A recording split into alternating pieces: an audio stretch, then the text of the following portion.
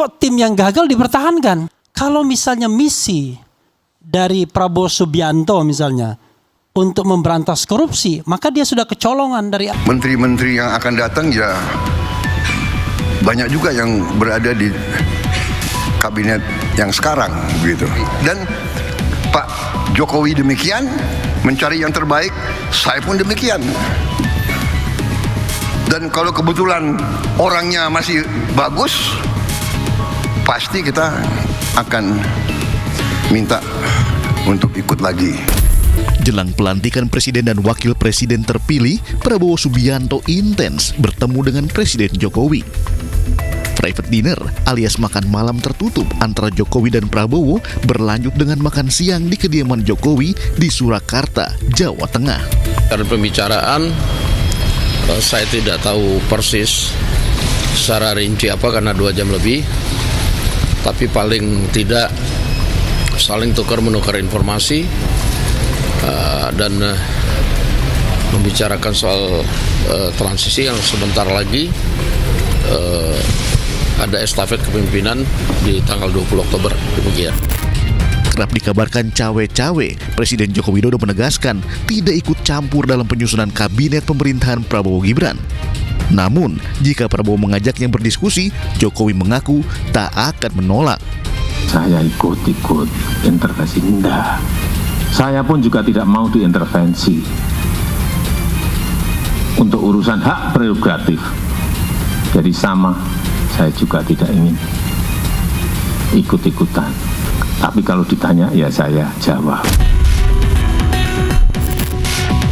Prabowo telah memanggil para calon menteri ke kediamannya di Kertanegara, Jakarta. Mereka kompak mengenakan batik.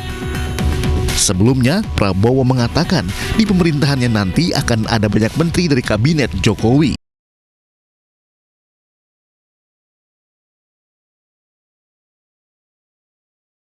Catatan paling kritis dari Anda soal apa yang akan terjadi ke depan, yang Anda sampaikan tadi bahwa ada hal-hal yang belok-belok. Anda bisa jelaskan soal itu? Gini, kalau kita menilai sebuah pemerintahan itu kan 2 saja. Ada pendekatan kritis, critical thinking, ada pendekatan yang optimistik, kan begitu. Jadi kalau misalnya atau pesimis, optimis. Nah, itu sebenarnya sama aja. Objek yang kita lihat itu sama. Cuma kita melihatnya berbeda dari perspektif, dari angle yang berbeda. Sebagai contoh misalnya begini. Kalau kita lihat ada 16 menteri yang kemudian dipanggil 1 wakil menteri dari pemerintahan sebelumnya, maka kan orang bisa melihatnya dalam bahasa optimistik mengatakan this is a continuity, kan begitu. Tetapi dalam bahasa yang lain, orang lain sah mengatakan, waduh ternyata pengaruh Mulyono gede banget di pemerintahan yang baru, kan begitu. Apa salahnya? Kan saya kan tidak bicara yang salah dan benar. Saya bicara pendekatan. Pendekatan pesimistik dan optimistik. Kenapa kita misalnya, kenapa misalnya kita melihat, misalnya kenapa Anda bilang masalah kan? Masalah itu kita harus pakai indikator, ya kan? Misalnya kalau kita bicara tentang capaian kinerja pemerintahan Jokowi selama 10 tahun, kan terbukti gagal di bidang ekonomi misalnya. Saya punya catatan seorang ekonom yang memberikan angka, dia bandingkan RPJM, ya, Rencana Pembangunan Jangka Menengah Nasional, dengan capaian pemerintah sebelumnya. Misalnya satu subjek tentang tentang pertumbuhan ekonomi 10 tahun terakhir.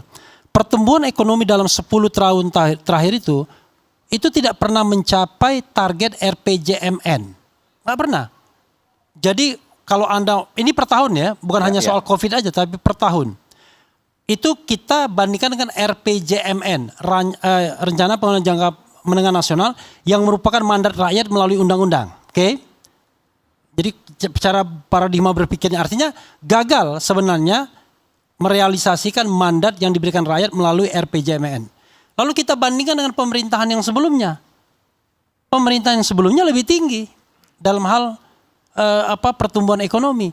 Jangan bandingkan COVID, karena COVID kan berarti 2020 sampai 2025 lah, akhir dari pemerintahan 2024. Tapi pada periode pertama masih lebih baik pemerintahan yang sebelumnya. Maka dibilang seluruh indikator itu gagal. Oke, saya bicara indikator ekonomi, ya. Saya bisa lihatkan angka-angkanya. Karena indikator politik dan kebebasan juga begitu. Kebebasan kita menjadi partly free, demokrasi kita menjadi demokrasi yang cacat, flawed demokrasi. Penegakan hukum juga, orang-orang penegakan hukum juga bilang begitu. Nah, karena itu yang kita kemudian menjadi heran adalah, loh, kok tim yang gagal dipertahankan? Kan biasanya yang dipertahankan itu the winning team, kan begitu? Yang dipertahankan. Tapi ini tim yang gagal yang dipertahankan dengan angka-angka statistik sebelumnya. Oke, satu. Yang kedua, Prabowo bicara tentang pemberantasan korupsi. Saya akan berantas korupsi, kan begitu? Kalau kita lihat indeks persepsi korupsi kita gagal juga. Pada masa pemerintahan SBY itu IPK kita 34. Ya kan? Pada masa pemerintahan Presiden Jokowi 2019 dia bisa naikkan 40. Tapi begitu 2020 turun 37, kemudian sempat naik 38, 2 tahun terakhir ini jeblok 34. Artinya sama jalan di tempat. Kalau jalan di tempat itu artinya gagal pemberantasan korupsi itu. Kan kita kan harus moving forward memberantas korupsi. Angka 34 itu masih menempatkan kita sebagai negara yang korup. Kalau misalnya misi dari Prabowo Subianto misalnya untuk memberantas korupsi, maka dia sudah kecolongan dari awal. Pertama, tim yang bertahan itu adalah tim yang lama, yang terbukti paling tidak mendriving pemberantasan korupsi. Yang kedua, kemarin baru ditandatangani surpres untuk KPK itu. Dan kita tahu bahwa setiap pemilihan pimpinan KPK selalu isu politiknya tinggi sekali. Nah, ini kan agak aneh nih. Kok bisa ya? Kepentingan Prabowo untuk melakukan pemberantasan korupsi itu dalam tanda kutip dibajak jadinya. Dengan seleksi KPK yang hari ini dilakukan oleh pemerintahan Presiden Jokowi. Padahal harusnya kalau misalnya kita terima fatsun politiknya, serahkan aja ke Prabowo harusnya kan. Untuk kemudian mendapatkan tim terbaik dalam pemberantasan korupsi di KPK misalnya. Tapi ini kan enggak. Jangan lupa, selama 3 kali pemberantasan korupsi, selalu ada masalah di KPK. Dan yang paling buruk adalah seleksi KPK hari ini. Di mana yang diketuai oleh Firly Bahuri. Hampir semuanya bermasalah, bayangkan. Firly bermasalah, yang perempuan kemarin dipecat, kemudian Gufron bermasalah, Johanis Tanak baru menggantikan sempat bermasalah karena dianggap membocorkan sprindik atau apa. Kemudian yang terakhir ini Alex Marwata bermasalah. Coba bayangkan, mayoritas bermasalah. Maka saya katakan, kok begini? Saya kan bicara berdasarkan fakta dan angka-angka. Tentu orang lain akan mengatakan, ya ada angka positifnya, ya nggak apa-apa ajukan, kan? Contoh misalnya orang bicara, wah ini pembangunan infrastruktur. Data ini mengatakan pembangunan jalan itu lebih banyak dilakukan oleh pemerintahan sebelumnya. Jalan tol iya, tapi jalan non tol beda sekali datanya. Kan begitu. Jadi too much bicara tentang infrastruktur itu. Apalagi dampak ke ekonominya tidak terlalu signifikan, belum signifikan. Jadi menurut saya, ketika pemerintahan ini saya anggap gagal dengan data-data statistik seperti ini, lalu kemudian ada keinginan untuk mengambil orang-orang yang gabung dalam tim itu, saya kira agak aneh. Nah, kecuali ya Sri Mulyani, barangkali Pak Prabowo kepepet sudah. Kenapa? Tahun depan itu tekanan fiskal gila-gilaan. Anggaran kita cuma 3.000 triliun. Bayar utang sama bunganya 800 triliun sudah. Transfer ke daerah sepertiganya. Jadi ruang fiskal kita untuk membangun itu cuma 1.000 triliun. Anda nggak bisa bicara tentang membangun kalau duitnya nggak ada. Omon-omon namanya. Kan begitu. Nah, fakta dan angka seperti ini jangan lihat kelas menengah yang duduk di sini. Kita sih bisa makan semua. Ya kan? Tapi coba kita lihat bagaimana masyarakat kita. Di sini juga data kemiskinan, pengangguran. Itu turun sedikit sekali. Pengangguran misalnya, angka pengangguran. Itu penambahan lapangan kerja, itu hanya menutup untuk lapangan kerja yang baru. Sementara problem yang sebelumnya nggak ditutup. Gitu loh. Utang juga begitu kan. Gila-gilaan utangnya dari 2.600 masa pemerintahan SBY terakhir, sekarang 8.400, 8.500. JK bilang itu yang ditonjolkan cuma 8.400, 8.500. Padahal utang lebih gede dari itu. Kenapa? Dalam 8.400, 8.500 itu kan tidak dimasukkan utang BUMN. Nggak masuk. Yang 5.000 triliun lebih. Kemudian pembayaran-pembayaran yang belum dilakukan karena masih berjalan transaksinya. Itu juga nggak dimasukkan utang. Kewajiban-kewajiban pemerintah. Maka kalau kita pakai pernah omongan Misbahun, itu udah 100% PDB, bukan lagi 40%. Nah, hal-hal seperti ini ya, kita kan nggak ada masalah. Kita kan ingin negara ini baik, ya kan?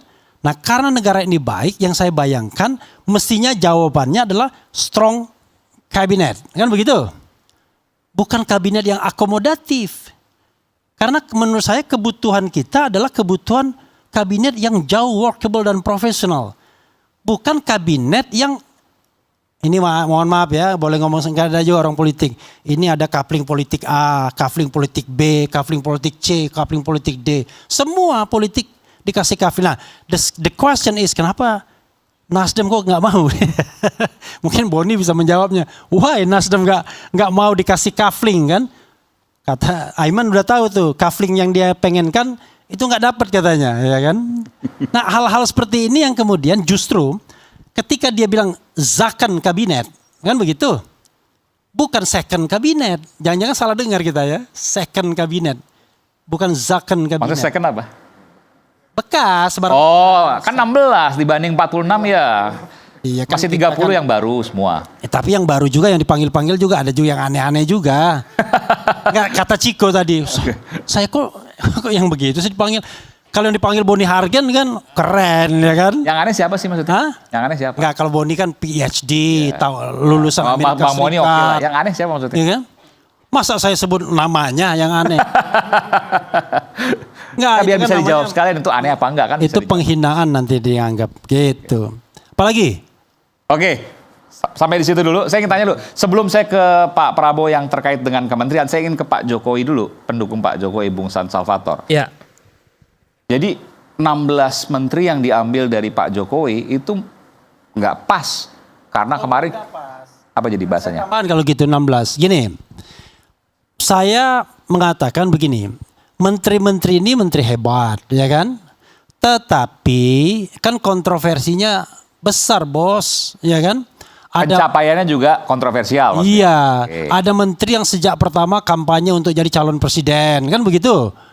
Ada menteri yang ditekan sprindik mundurkan diri. Ada menteri yang dianggap anak buahnya presiden, ya kan? Yang untuk take over partai politik, ya kan? Ada menteri yang dulu bermasalah minyak goreng, bermasalah kehutanan, ya kan? Kan kita kan nggak bisa nyebut namanya, tapi itu yang terjadi kan begitu. Nah, ada menteri yang kemudian dikaitkan dengan penguasaan teritorial karena banyaknya PLT ya kan, menjelang pilkada serentak dan workable untuk pemilu dan lain sebagainya, kan begitu. Maka saya katakan, wah ini jangan-jangan the winning team benar, tapi the winning team pilpres kemarin gitu. Oke, silakan Bung Salvator. Terima kasih.